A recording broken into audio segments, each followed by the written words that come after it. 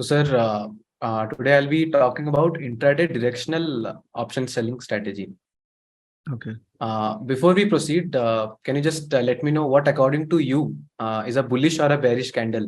Because हमारा पूरा strategy depend करता है candle के ऊपर. We don't have any other indicators or moving averages or anything. We are just going to use candlesticks. We are not even going to use resistance or support.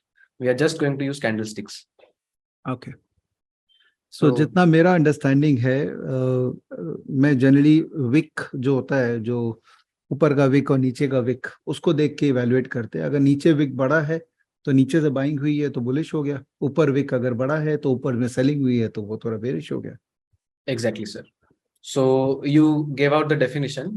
मेरा एक खुद का definition है bullish और bearish candle का, and उसी हिसाब से ही मैं trade लेता हूँ. I'll tell you what that is.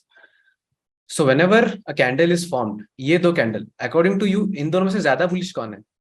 Let's talk about that first. इन दोनों में से ज्यादा bullish कौन है? I think the other one, the next one. The second one? Yeah.